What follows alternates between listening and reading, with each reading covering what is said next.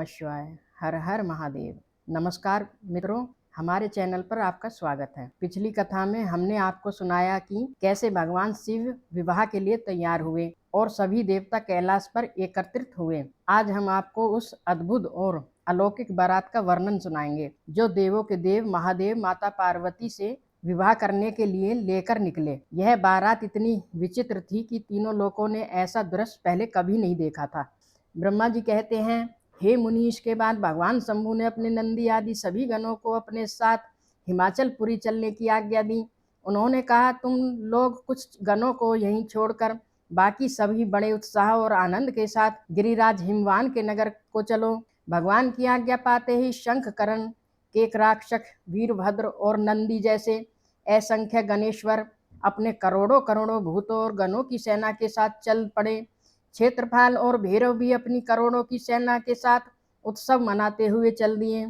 पर ये बाराती आम नहीं थे। इन सभी गणों का रूप अत्यंत ही निराला था। वे सब हजारों हाथों से युक्त थे।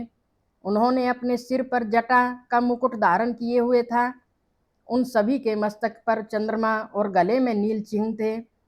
वे सभी त्रिनेत्रधारी थे। उन्होंने रुद्राक्ष के आभूषण पहन रखे थे और शरीर पर उत्तम भस्म धारण की थी। इस अद्भुत बारात में एक और विशेष अतिथि थी।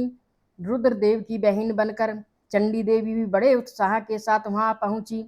वे शत्रुओं को भय देने वाली थीं और उन्होंने सांपों के आभूषण पहने हुए थे। वे एक प्रेत पर सवार थीं और अपने मस्तक पर सोने का एक चमकता हुआ कलश धारण किए हुए थीं। उनके साथ करोड़ों दिव्य भूतगण थे जिनका रूप अत्यंत विकराल था। जब यह बारात चली तो डमरुओं की डिमडिम, धवनी भैरवियों की गड़गड़ाहट और शंखों के गंभीर नाद से तीनों लोक गूंज उठे। दुंदभियों की ध्वनि से ऐसा महान कोलाहल हो रहा था जो जगत का मंगल करता हुआ अमंगल का नाश कर रहा था। देवता लोग शिवगणों के पीछे पीछे बड़ी उत्सुकता से चल रहे थे। इस बारात की शोभा बढ़ाने के लिए सभी प्रमुख देवता भी मौजूद थे। देवताओं के मध्य में गरुड़ पर बैठकर लक्ष्मीपति भगवान विष्णु चल रहे थे। उनके ऊपर एक महान छत्र उनकी शोभा बढ़ा रहा था और उन पर चमर डुलाए जा रहे थे। ब्रह्मा जी कहते हैं, मैं मूर्तिवान वेदों, शास्त्रों, पुराणों, शनकादिक महासिद्धों और अपने पुत्रों के साथ शिवजी की सेवा में चल रहा था। देवराज इंद्र भी नाना प्रकार के आभूषणों से सजाकर अपने ऐरावत हाथी पर बैठकर अपनी सेना के साथ सुशोभित हो रहे थे। इस यात्रा में बहुत से ऋषि भी अपने तेज से प्रकाशित हो रहे थे जो शिवजी का विवाह देखने के लिए अत्यंत उत्साहित थे। शाकनी, बेताल, ब्रह्मराक्षस, भूत, प्रेत और पिशाच भी इस बारात का हिस्सा बने थे।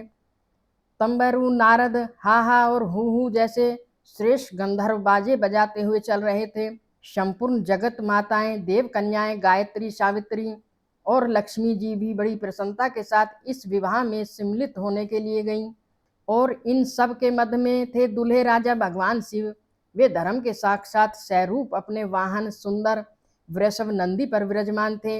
वे सभी देवताओं और महर्षियों के समुदाय से घिरे हुए अत्यंत शोभा पा रहे थे।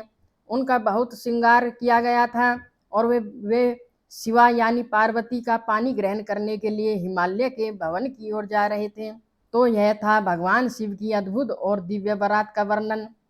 अब जब यह अनोखी बारात हिमालय नगर पहुंची तो वहां क्या क्या हुआ, अगली कथा में सुनिए।